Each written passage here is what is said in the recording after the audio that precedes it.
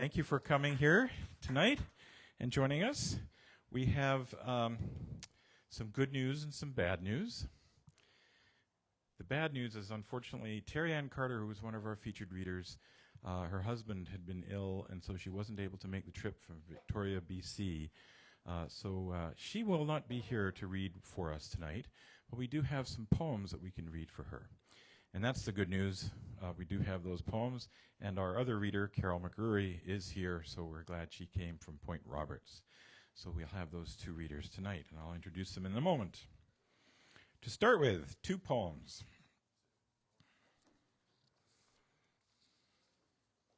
Actually, a story first. When I was, the first poem I'll read is by Alexander Pope, and it's Sound and Sense. And he lived, 300 and some years ago. When I lived in England for a year of college, I went for a walk once near the town of Reading and Binfield and Bracknell, some little towns west of London. And I was walking along, and I saw this big old mansion, red brick, 3 stories tall mansion that seemed to be under renovation. And so I thought, well, this is interesting. I could just kind of poke around. And it was open. There was no fence or anything. So I walked in and just started looking around these old rooms. And it turned out it was Alexander Pope's mansion, Pope's Manor in Binfield, England. And I was trespassing. I was walking around all the rooms, just taking a look. And it was under construction. There was parts where the roof was missing, and the walls were stripped down and so on. They were renovating it extensively. So I was there when I suddenly heard voices. And I thought, uh-oh. And so I went to a window and saw down in the courtyard where the voices were coming from. And I was completely surprised to see a fully dressed scuba diver in the courtyard, a scuba diver. And I thought, I don't care if I'm trespassing. I want to find out what the hell this scuba diver is doing there. So I walked down and found out that the renovators, apparently an architectural firm, construction company, had bought the building and was renovating it, and they'd heard a rumor that Alexander Pope's father, whose house it actually was, had buried some gold in the well. And there was in the courtyard, there was this round hole with murky water in it. And so I was there for an hour as the scuba diver went down there and meticulously searched all the bricks and tried to find whatever gold there was. He brought up a piece of twisted metal and a bunch of brick fragments, and that was about it. Couldn't find anything. But they said that they were duty-bound to check, and they were going to seal it over, and that would be that. So unfortunately, there was no gold found there, but I thought it was a fun experience to see a scuba diver in such a place. This is Sound and Sense by Alexander Pope. True ease in writing comes from art, not chance, as those move easiest who have learned to dance. 'Tis not enough no harshness give offense, the sound must seem an echo to the sense. Soft is the strain when zephyr gently blows, and the smooth stream is smoother in smoother numbers flows. But when loud surges lash the sounding shore, the hoarse, rough verse should like the torrent roar. When Ajax strives some rock's vast weight to throw, the line too labors, and the words move slow. Not so when swift Camilla scours the plain, flies o'er the unbending corn and skims among the main. Hear how Timotheus varied lays surprise, and bid alternate passions fall and rise. Mr. Pope, thank you. And one other short poem. This actually, if you see it on the page, it looks like 2 haiku, but that's just how it looks. This is how it sounds. There was an old man from Peru whose limericks all looked like haiku. He said with a laugh, I cut them in half, the pay is much better for 2. So, I'd like to introduce our two readers, and even though one of them is not here, we will hear some of her poems. And that is Terry Ann Carter. She's the author of 5 collections of poetry, including A Crazy Man Thinks He's Ernest in Paris, Day Moon Rising, and those books are both from Black Moss Press in Canada.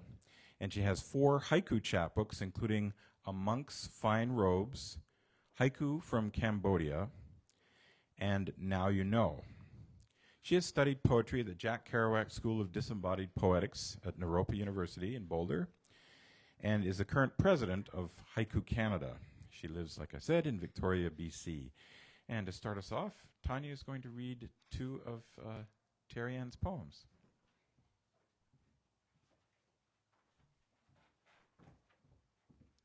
Whoa.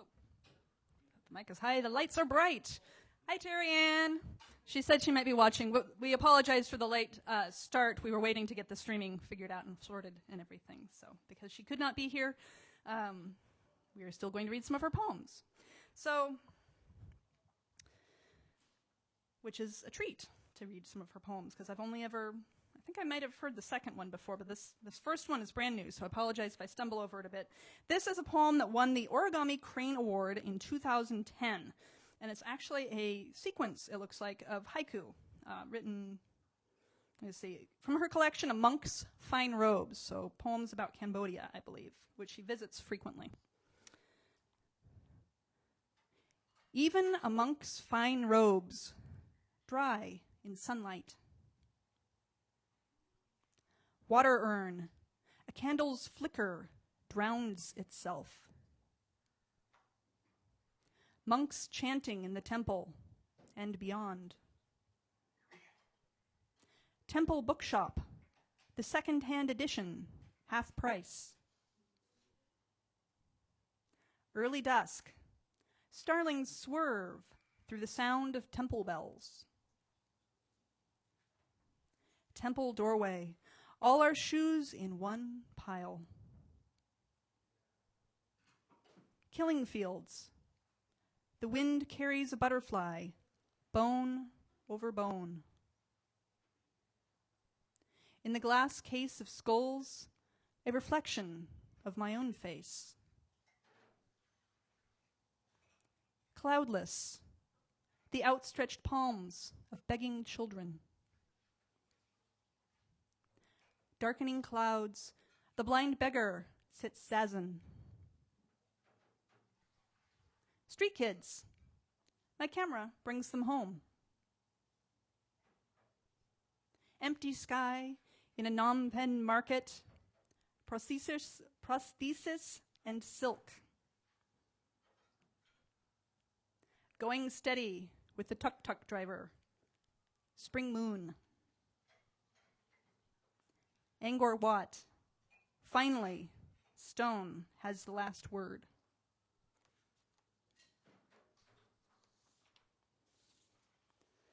And up next, we have a slightly longer poem called A Beautiful Mind, and it is for John Nash. He speaks in angles of light, the cryptic facts, an abstract webbing constructed of sinuous lines. The shores of his secret lakes, a pathos only orphans understand. He must have felt a trespasser among the fronds and leaves dangling above the water. And yet, on such a sunny day as this, he might have made things too clear. His vision a masterful perception for the eyes, although the splendid sails of sight collapsed when the illegitimate children of his brain ran through the fields of negative space. How did mathematics become so complicated? Did he mention love today? Did he count the shorebirds or measure the distance from head to navel to knees? Understanding, as the great Da Vinci did, that Vitruvian man spread across a wheel imposed upon a square is no greater than the sum of all his parts. That divine equations are solved only by calculations in the dark, rendering all mortality to a blessed single cell.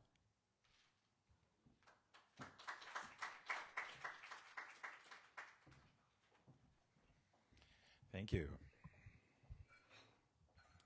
If you've seen the movie A Beautiful Mind, it's about John Nash and his mental illness. And I'm going to read the title poem from A Crazy Man Thinks He's Ernest in Paris, which is one of Terry Ann's books that is about the mental illness of her brother, who she doesn't know where he is. He's disappeared. And obviously that's been something she's lived with for a long time. And it inspired an entire book. A crazy man thinks he's Ernest in Paris. The last time you went to Europe, you might have been a crazy man buying a liter of wine with bread and sausage, watching the men who fish between Ile Saint-Louis and Place de Vert Galant, their long cane poles casting shadows across the Seine. Plump goujons delicious, fried whole at the open-air restaurant, the view of the river as Sisley painted it, gray skies, and the great elms on the stone banks. Wherever you look, you find trees and bookstalls along the quays, the rental library and bookstore at Shakespeare and Company, 12 Rue de l'Odéon, shaking your memory like a fist through glass.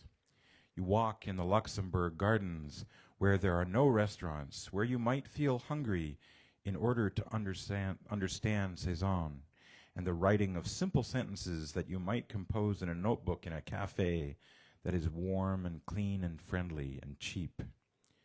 You walk where the horse chestnut trees are in bloom and the children play on graveled walks, their nurses sitting on benches.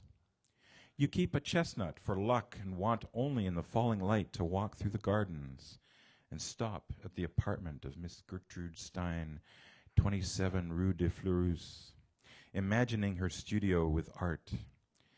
Because you left your mind at home, you want only to listen to her opinions over liqueurs distilled from purple plums. You hear the voices of Eliot, Joyce, Pound, punctuated by the sound of the river glimmering with trout and the log-driven piles of the bridge. When the cold rains of winter come and there is only the wet blackness of streets and the closed doors of small shops, you dream of teaching Ezra Pound how to box, how to throw a left hook into the darkness that is all around him. And one more poem from Terry Ann, and this is a new poem. And so I just saw this just a few days ago and loved it so much I asked her if I could put this on my website. It's a poem about haiku, and I've been collecting many dozens of these, and they're wonderful to add to the website, and she was very happy to have me add this one. It's called Way of Haikai, and if you're unfamiliar with the term haikai, it's a more general term for haiku and related poetry. And some backstory to this poem is that Terry Ann lived in Ottawa for many, many years and just recently moved to Victoria. The forest behind my home could be the forest of Nikko, Nara, Matsuyama. For the first time, I see creatures of the rain, tree frog, beetle, slug. I pick at the moss growing over stones. I look under its matted secrets, remember Tokeji Temple in Kamakura, where homeless women lived out their lives as nuns, where temple bells sound against the night crickets, and ghosts decipher what they know, what nobody knows. Chioni is here, Ono no Komachi too. They are teaching me island life. I reach for the seawater. It is cold over my palms. From my window, a mason jar moon, just waiting for first fireflies.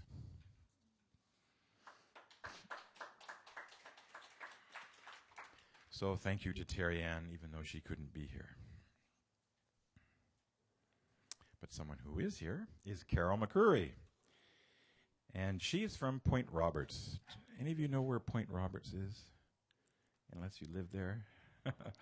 Point Roberts is one of the more unusual places in North America, or especially the United States, because the only way to get to Point Roberts is through Canada.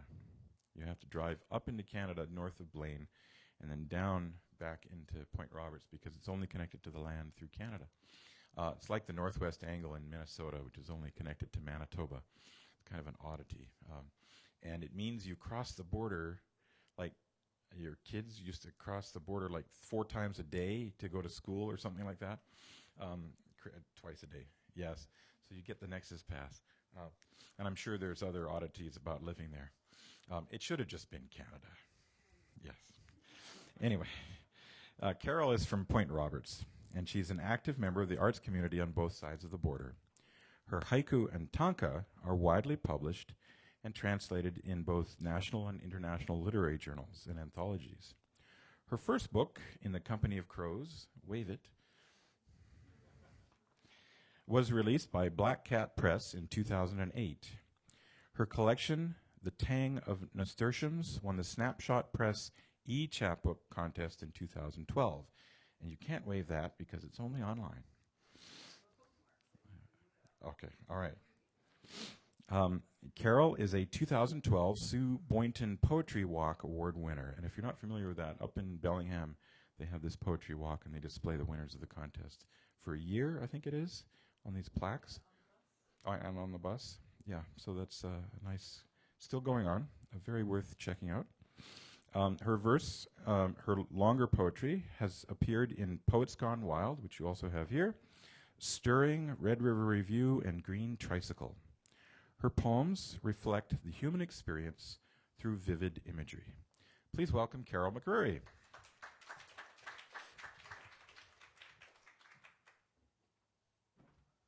It's great to be here. I'm jealous. I wish there was a place like this close to where I live, but there isn't. Thanks for inviting me, Michael. Can you hear? Is that all right? Do I have to dent it? Okay, is that better? Before I start reading, I would like to pay homage to my friend Terry Ann Carter. I'm disappointed that she's not here. We're good friends, and we were really looking forward to reading together. So I thought that I would open my reading with one of her poems. It's from her book. Oops, I don't need that. A Crazy Man Thinks He's Ernest in Paris. This is about her brother. But inside this book, I found a poem about her mother, and any kind of loss or worry or concern like that, of course, falls on a mother's shoulders as well as a sister's. And it was a nice segue into one of my own poems. So I will read Terry Ann's poem from her book called La Dolce Vita. There was money on my mother's side of the family, great green whiffs of it floating down the coast from Bangor to the Cape. Her cousin living in West Dennis, not far from the Kennedy compound, the Hyannis Country Club, the Val d'Oraa of summers in salt air with martinis on the side. Her school days in Boston, that blue-blooded city, and high tea at the Gardner, basking in Italian graphics, especially the Venetian prints. Always her hats, the fine feathers bending around gray-green eyes, my father's hand on her glove. My mother wore dignity the way dusk carries angels, always beads at her throat. Mornings in their kitchen with the radio on, my father scrambling eggs in the cast iron pan. She would hum bars of Yankee Doodle Dandy with a slide shuffle across the linoleum floor to pour tang into aluminum glassware, purple, mauve, and an odd shade of pink. In the evening, when the dishes were cleared, she would untie her apron, hang it on the door behind the pantry, blow out the candles, palms curved around their wicks. And that's Terry's poem about her mother, which segs into one of my own, of a different woman. My poem is I did a lot of research on this one to establish the setting for an era when one felt a relationship was on the brink of going downhill. And this is a way of looking back at a period of time. It's called spoiled fruit. Distance, as if looking through reversed lens, made some sense of the summer of 57. Fromm's The Art of Loving soared. Fiction, for the first time, was not awarded a Pulitzer Prize. She was 30, ripe on the vine, in contradiction to his 45. Glowing with elan vital, full of herself, fresh from beauty school, she was groomed to beguile with exotic grace, taught to apply her face with skill, walk tall in black silk, wear glamorous hats with wide brims and flirtatious tilts.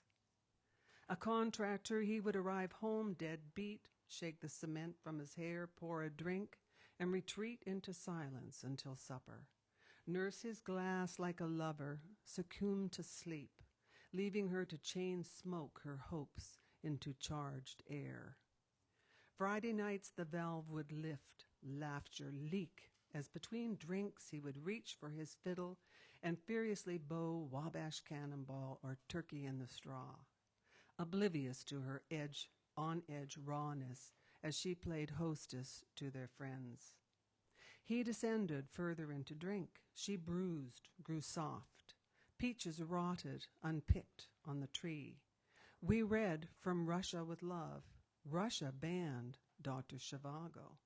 Not much made sense except the song, Bye Bye Love, and Dr. Seuss introducing the Grinch.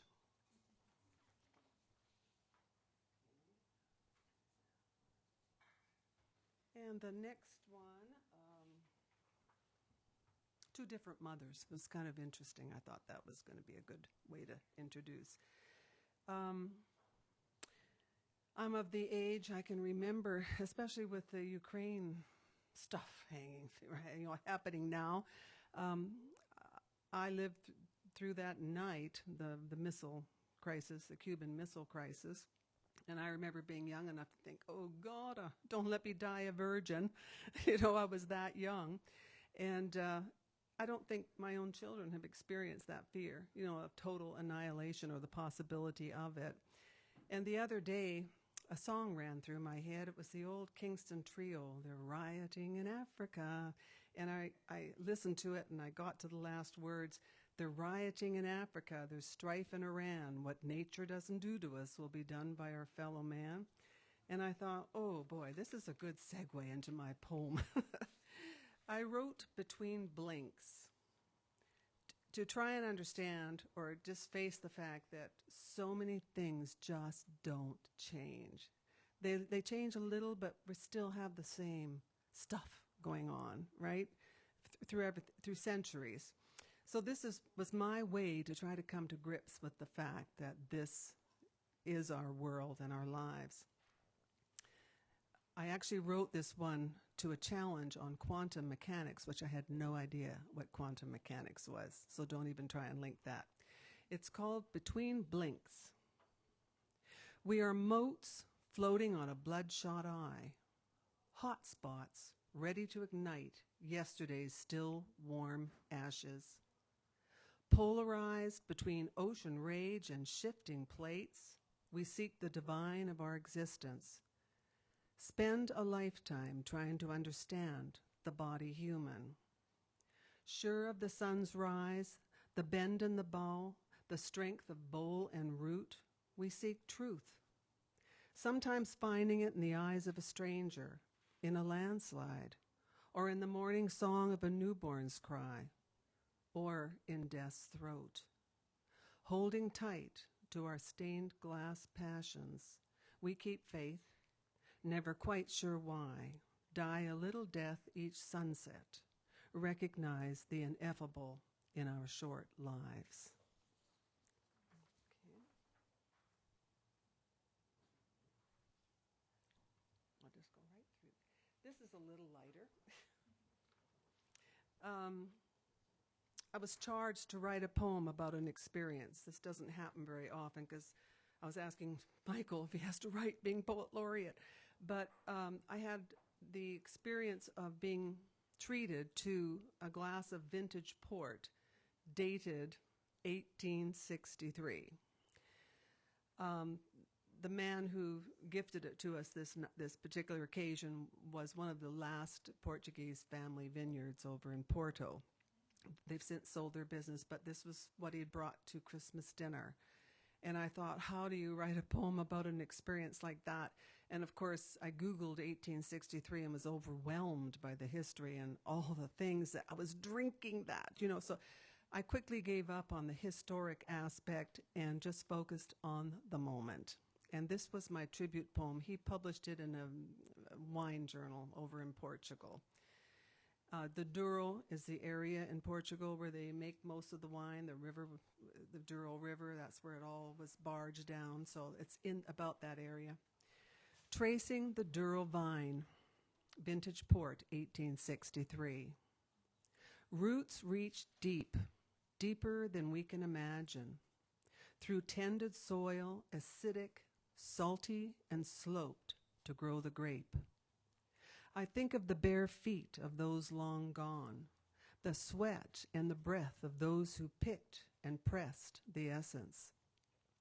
Under the moon's cycles and the sun's warmth, old wars ended, new ones began, ad infinitum.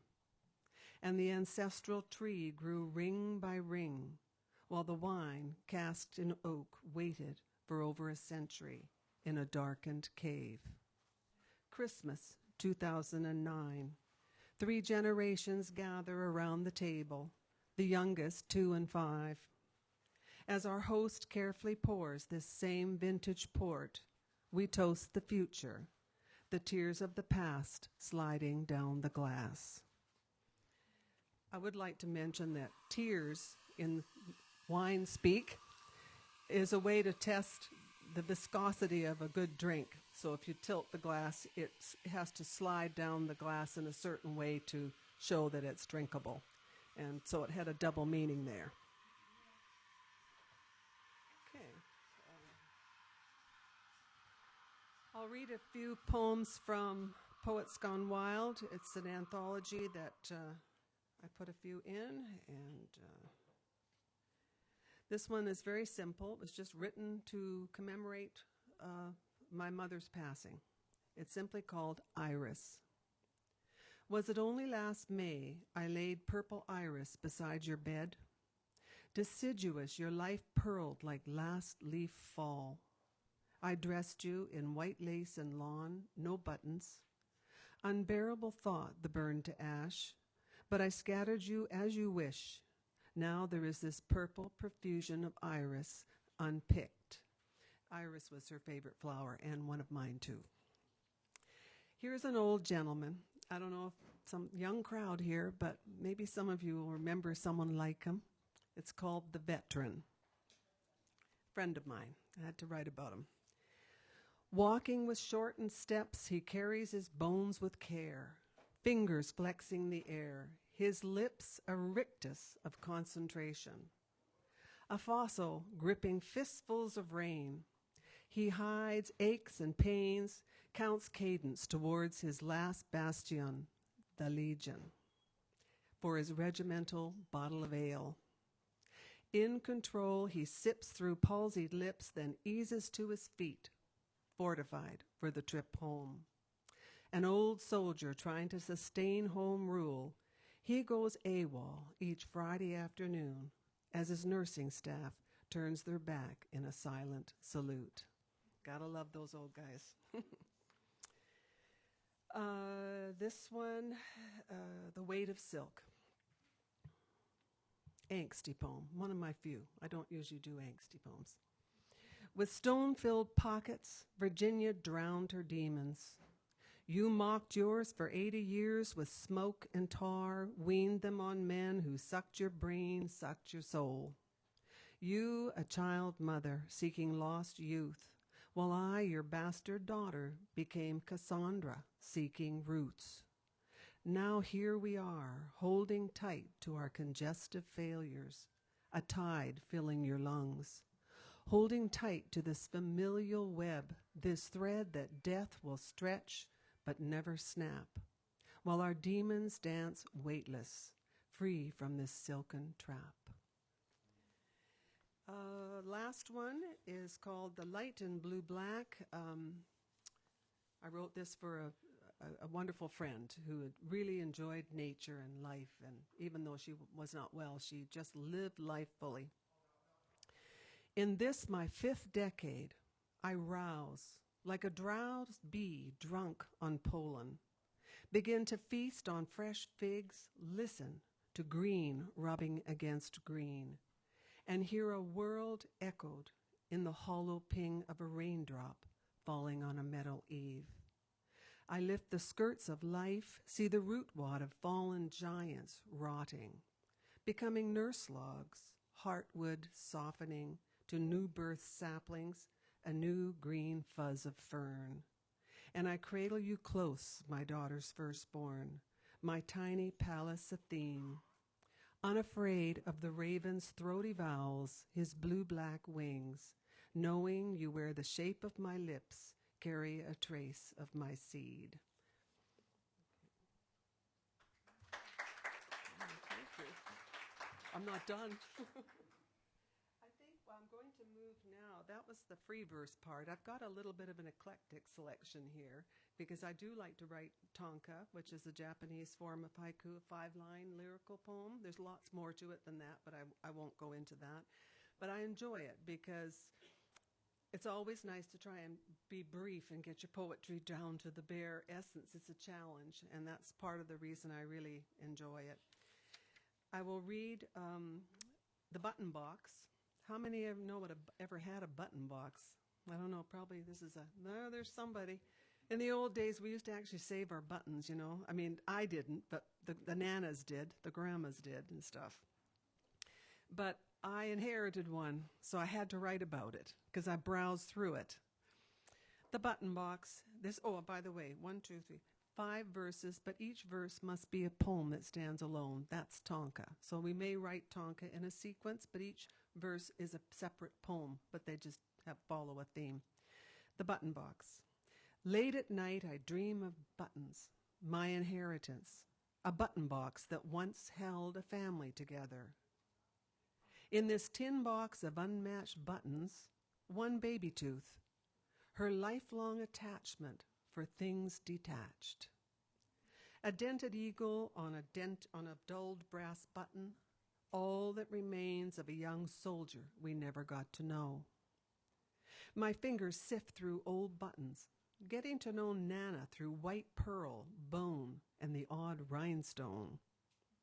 At end of life, you left us spare keys with nothing to open, unmatched buttons with nothing to close. And this is, let's see, this one here. This is called Cemetery Walk. And to me, death is like, I don't mind it. I find it very, makes me live. Knowing you're going to die is one of the most liberating things in the world. And so I do cover death a fair amount in my poems, but to me it's a joyful thing. It's not a maudlin thing. Cemetery Walk. Leash taut, the dog and I enter the graveyard. Even before I see them, the thick scent of rose. In the cemetery, I think of Mum's ashes, as yet unscattered.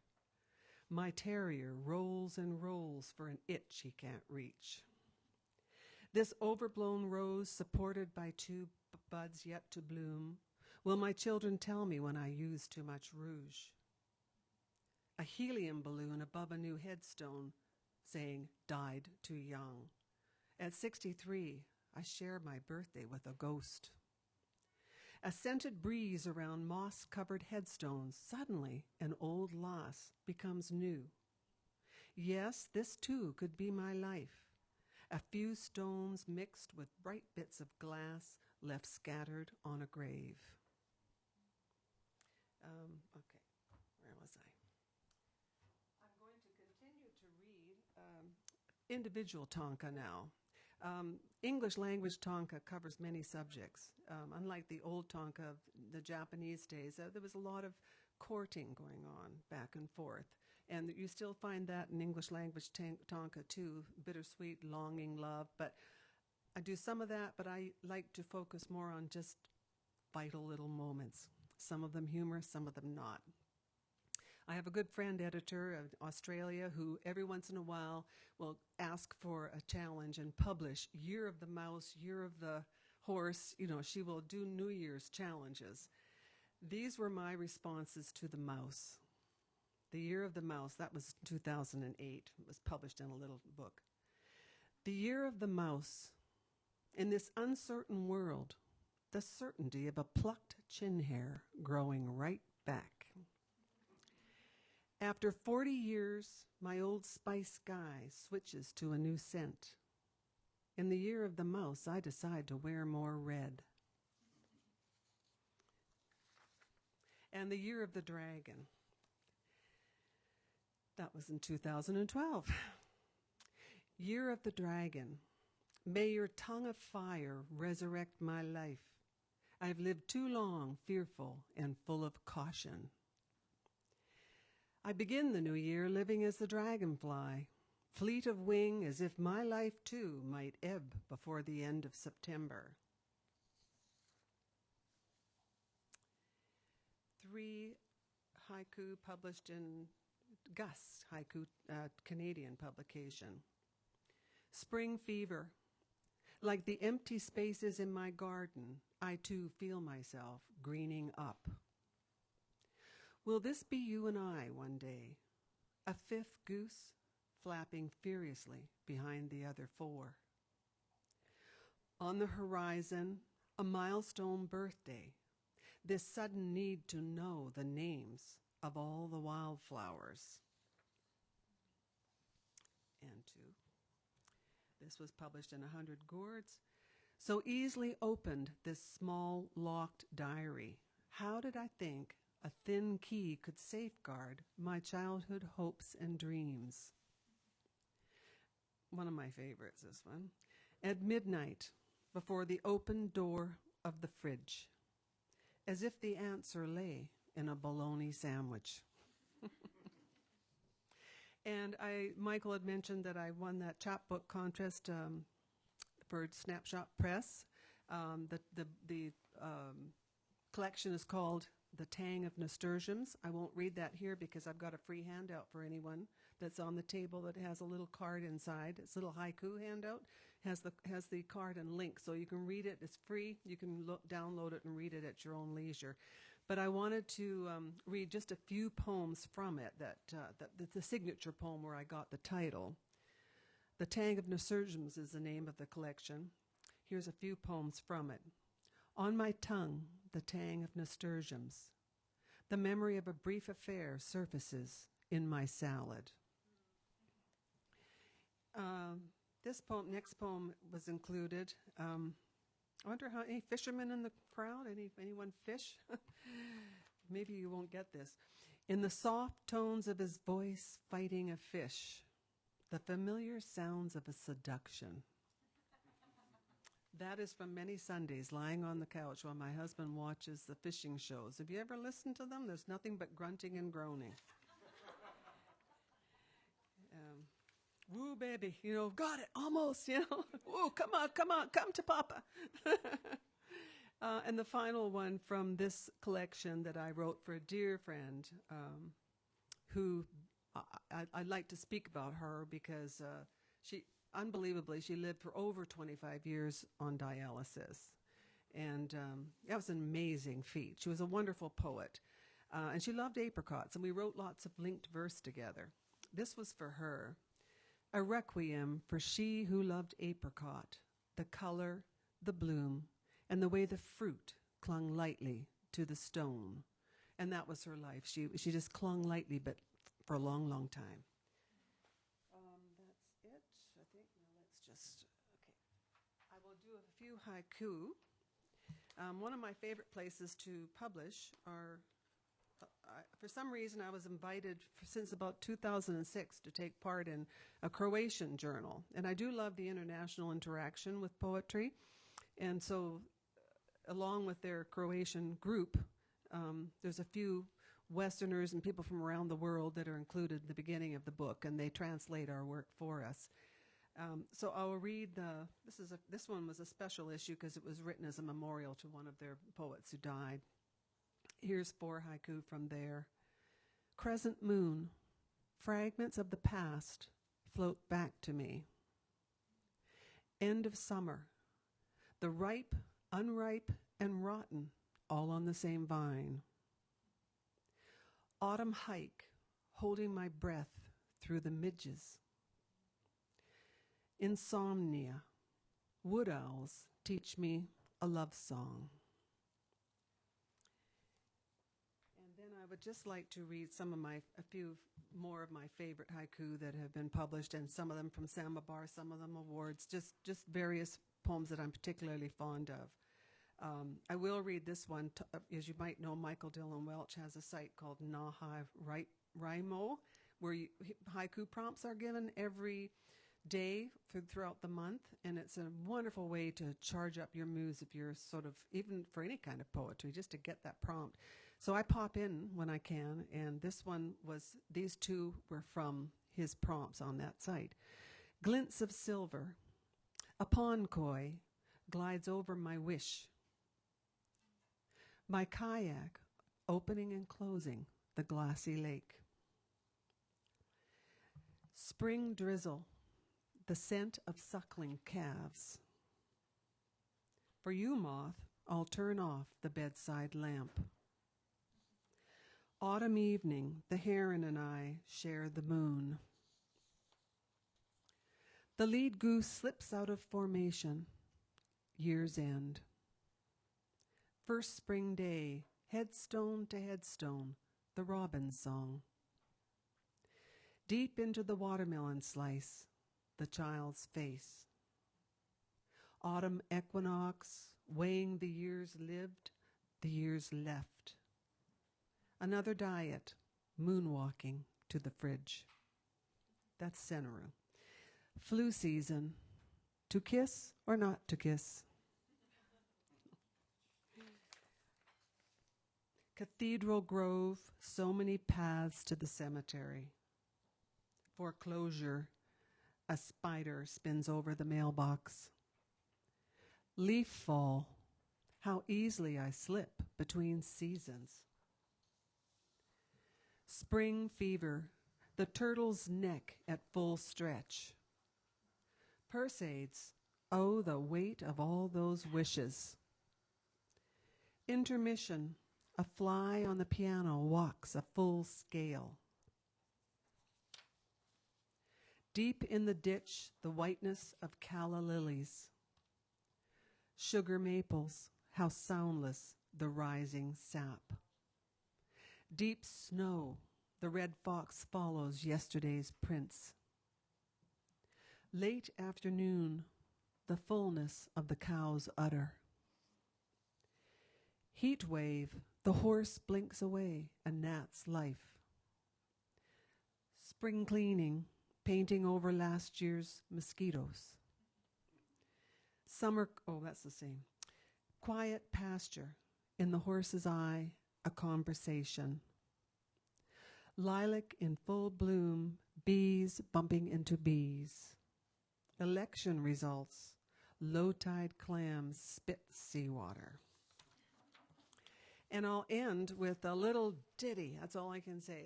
It's just one of those little things I wrote, but it just seemed like the perfect little closure to my reading tonight. It's called, well, I got this from reading a small book on the 7 sins. And as I read the book, I thought, hey, but wait, I want some of those sins, I mean, I don't think I could live without some of them, I mean, it just seemed crazy to say don't do any of them. So I call this Credo for the 7 sins. Pride keeps my head high above muck. The jewel of my mind is where I lodge lust. I nurture envy lest my talents rust. A deep bow to gluttony, only hunger disguised. Wrath is spent trying to circumvent wrong. For a roof and a bed I sing avarice's song. Sloth saves me heartbeats, I rest my case, and remain yours truly, Grace. Thank you.